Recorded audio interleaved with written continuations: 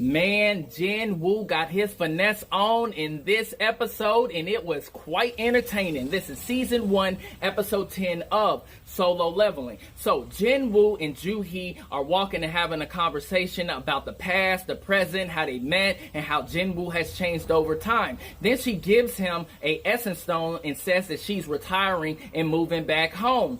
Jin Cho Woo tells him that he needs to be careful because Atan's brother is coming for him and Jin Ho, and how he and his family probably need to skip town. Well, Jin Ho has assembled a strike team to help them, but they're just the front, man. You know that Jin Ho and Jin Woo are doing all of the dungeon raids, and this is why Jin Woo is skeptical, because these guys don't look like they've done any raids before. They look like nerds, like they play video games all day, like incel looking guys, except for one girl. I think she's going to be pretty special throughout this season. But anyways, so Jin Woo absorbs the stealth ruin stone, and Jin Ho displays this new armor, but it's too heavy. I mean, Jin Woo ends up poking the armor and tipping Jin Ho over. So he takes it off and they go inside the dungeon to do the raid. Well, they come out an hour later, then it shows what's been happening while they're doing all of these dungeon raids. So Jin Woo is destroying monsters over and over again,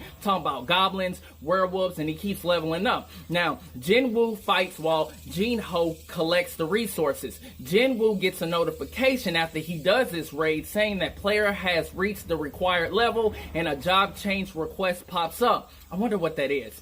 But all of the dungeon raids Jin Woo and Jin Ho are doing, they're starting to get noticed by the association, especially Jin Woo. So Manager An goes to the dungeon pathway to scout Jin Woo, and when they get there, they see the strike team chilling, having a picnic, while Jin Woo and Jin Ho are raiding it. The girl hunter runs interference, but Manager An already knows what the hell is up. So they leave. Jin Woo and Jin Ho start discussing the schedule for the next raid, and then Guildmaster Choi Jong-in ends up having these nightmares about fire, huge spider, and then some girl. So Jin Woo ends up getting approached by An. They go to this cafe restaurant, and he tries to recruit him, right? Well, he cannot afford him because you already know the deal that he made with Eugene Construction. So Jin Woo uses his stealth abilities to interrogate him, and then he sells him 3C rank gates.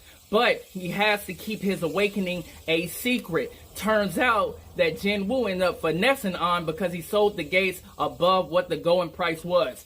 Awesome episode. I can't wait for the next one. As you know,